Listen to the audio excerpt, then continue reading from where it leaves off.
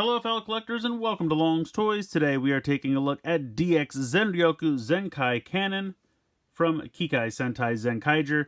So this thing's kind of neat. It has like a cannon mode for roleplay. It also has a mecha mode, so it kind of reminds me a little bit of Lupin Magnum, back from Lupin Ranger vs. Pato Ranger, which is kind of fun. It actually has 3 modes. It has a jet mode as well. So on this front of the box, and I say that because there's another front of the box you'll see in a minute, we have the cannon mode displayed. Zenkaiger featured very prominently here. If we spin it around, you have kind of like an alternate front of the box with the jet mode displayed, and then we have the head of the giant robot. So there's the Zenryoku Zenkai Cannon, this is Zenryoku Eagle, and then this is Zenryoku Zenkai-oh. So those are the 3 forms that this thing has. It doesn't have an individual robot mode like the Lupin Magnum did, but it does have a combined giant cluster mess, which you can see over here, which is just zany and super fun. So we'll get into all that, of course.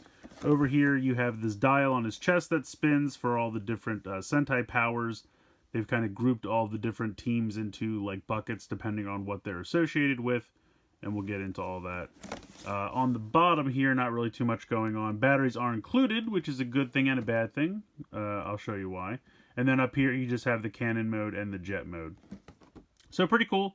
Pretty compact packaging here. We'll go ahead and get everything out of the box, and we'll take a closer look. Alright, so here it is out of the box. This is the Zenryoku Eagle mode. Not really the most convincing jet, but we'll get into that in a bit.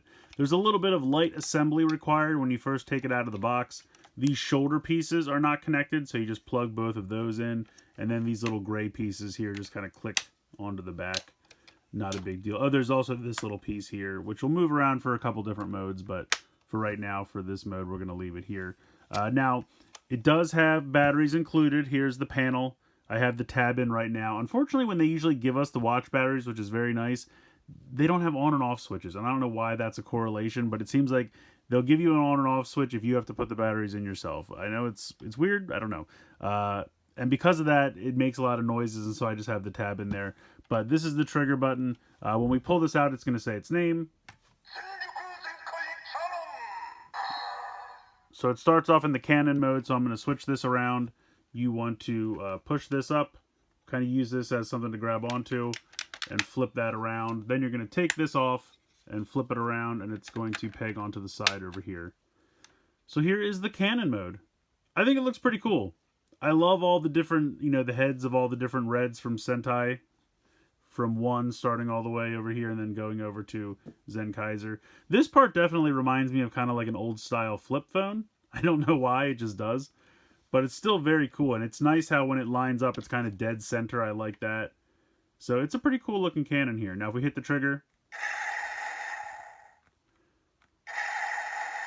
you get kind of a generic blaster sound. Unfortunately, these are not buttons. These don't do anything. This is just artwork, but let me see if I can zoom in here so you can actually take a look, because it's very, very cool. It's very nicely done. It would have been neat if they were buttons and like each one would make an individual sound, but that would be asking a lot. So I didn't really expect that to happen, but it would have been neat. So you get that kind of generic trigger, firing sound. If you hold the button down, that's how it switches between the different modes. So we're not going to do that yet. But you can use this dial to cycle through all those different powers. Now, all of the different powers have a symbol on here, but it's not a dial. It's not like I can turn it right to, fighting power and it'll go through that. They very seldom line up. You just kind of cycle through them by spinning it. So there's no correlation to what position these are in to what sound you're going to get. Nothing like that. You're literally just going to cycle through them. So you just kind of turn it until you hear it click.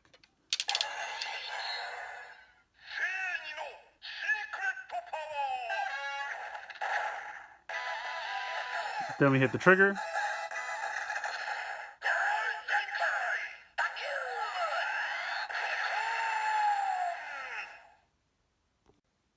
And we'll just keep going.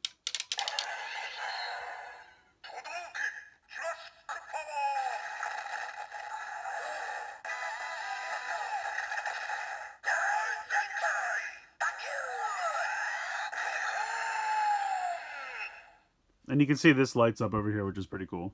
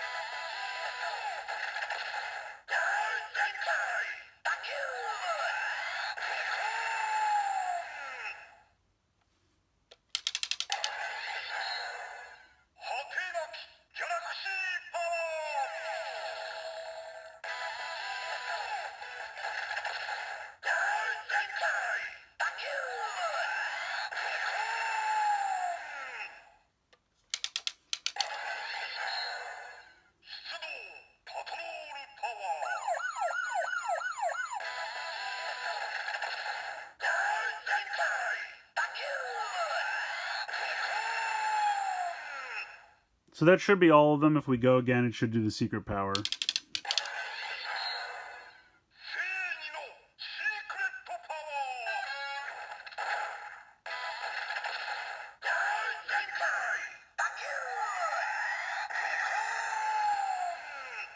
So that's all the different powers. Now, if you just spin this thing until it goes nuts, you can get another one out of it.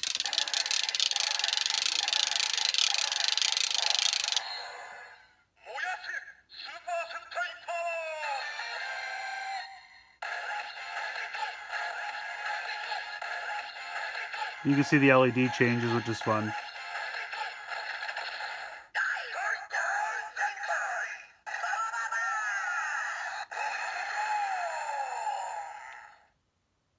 So that's pretty much it for the cannon mode. You'll just go back to the normal cannon sound there. You want to push this thing in so that you can close that back up. And then we will move into the Zenryoku Eagle form. Alright, so for Zenryoku Eagle, we've moved this piece back over here to the side. We are just going to hold the trigger down.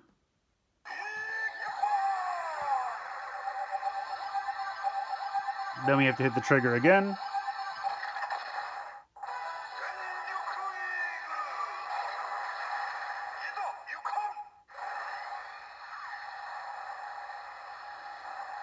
So now it kind of gives us this like sound effect like it's flying around. So you're supposed to kind of, you know, pretend it's flying. You can hit the trigger to fire the guns.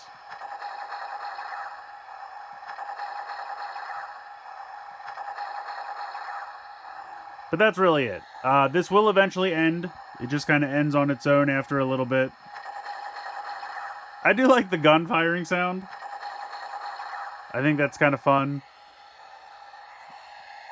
But yeah, it's not the best jet. I mean, it's a giant brick that someone decided to put wings on the back. I appreciate that they wanted to get a third mode out of this. But I think it's probably the... Okay, there you go. It turned off on its own. Now, if you hold the trigger down again, it will just go through that again. To get to Zenryoku Zenkai, you actually have to hold the trigger down while it's doing that sound. I don't want to do that just yet because I want to get the other robots in the right configuration to make sure I get everything attached in time. And you'll see what I mean in a moment. But yeah, so that's it for this mode. I think it's kind of a neat idea to kind of give it the flying sound and have the, you know, the trigger do the guns and everything like that. It's okay. It's definitely the weakest of the three forms, but it's kind of a neat little inclusion, and I think it's alright. Alright, so we're going to go ahead and start transforming these to get them in the right configurations. Now for these two, the directions show you transforming them directly from their individual components. But if you're like me, this has been on your shelf in this configuration for, you know, the last couple months. So I figured I'm just going to start from this to show off how it works. The directions do show, and you kind of half transform them back into the individual configurations, which is why I think it starts there. But you'll see what I mean. So I'm going to just go ahead, take all the weapons off, and just put them off to the side. They will come into play later. We're going to split these in half. We're going to close this up, flip the feet back around. This is going to close up like so. You're going to take the arm, and we're going to put this piece straight like this. The whole arm piece here, the black will stay, but starting here, this is going to disconnect. And you're just going to put that off to the side. You're going to flip this part up like that, and then you can spin this back around and whatever you want to do with the head. I mean, it really doesn't matter. You can leave it down, you can leave it back. I guess I'll leave it down like that. So this is going to go on this side. So that's done. Now we're going to take Gaon, do the same thing, flip this around, close this up. That's going to snap into place. We're going to pop the arm off. This piece is going to flip around like so, and then this is going to go, I think, up like that. Yeah, you want the heads to be facing in the right direction. So then that's done, and this is going to be a separate piece. So all of these are now done. All right, next up, Vroom Majin. But before we get started, we are going to bring in the Zenkai cannon real quick so we can pop off these two gray pieces from the back. We will need them, so just need to grab a hold of those real quick. We're going to remove the weapons, put them off to the side. We are going to spin them around and remove the wings.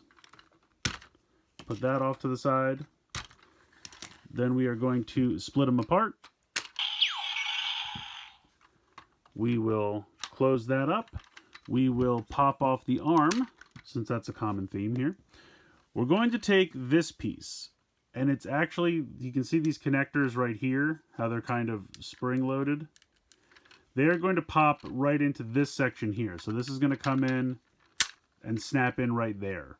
And basically this is kind of just giving it extra leg support because, you know, it's going to have a lot more weight. So this is just kind of a brace so that it doesn't break. We're going to take this and we're going to connect it right here, which sometimes can be a little annoying. There we go. So then that's basically done. Going to put him down. We're going to take Majin. We're going to disconnect the arms so that we can pop these off individually. And then we're going to put them back together like so. You have to lift this up so that you can take this and pop this in like so. But you want to be careful because there's this tiny little connection port for the tail, and there is an empty space in here, as you can see, but you need to make sure that it doesn't like cause a problem. So you need to kind of bend it back so that it goes over it without breaking it. If you tried to push this straight on, it would break, I think. But the directions definitely tell you to do that so you don't have a problem. You're going to take this. This is going to slide into this channel here. And then that just kind of sits down there like so. And now, oh, we have to close up her head as well. But now you're pretty much done with these two as well. So the last thing to do to get set up here is we have all of the weapons.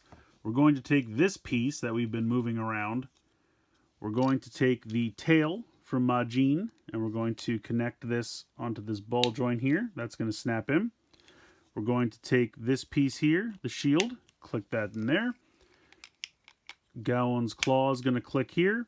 You're going to take the pickaxe from Vroom and kind of just pop this on here like so. And then the sword from Juran is going to snugly click on there. So here is the kind of massive weapon that you create by combining all of their weapons. So now that this is in place, we are ready to do the combination. Alright, so we're going to go ahead and start the combination. I'm just going to apologize ahead of time because this is probably not all going to fit into frame. He's massive. I'll do my best. So we're going to start by holding down the trigger. It puts us back in the eagle mode. Then we hold it down again.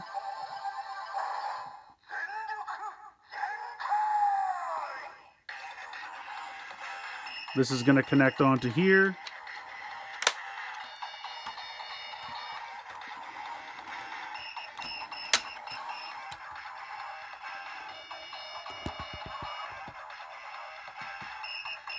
Lift this up. This clicks on here. This goes back down. This clicks here.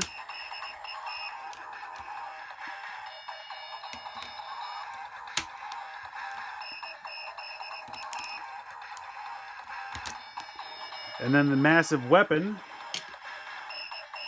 comes around and pegs into what was Majin's arm port. And then when we are all ready, we spin the dial.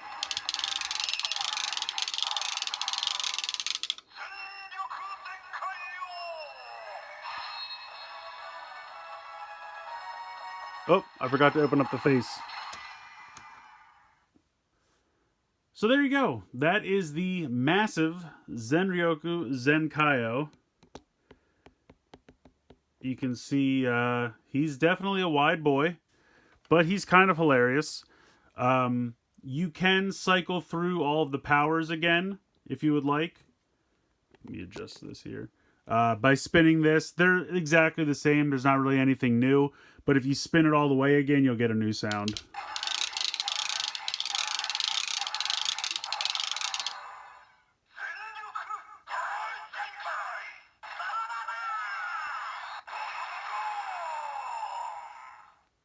And let me see if I can get in a little bit closer, because it is really cool when the eyes light up. I think that looks really neat.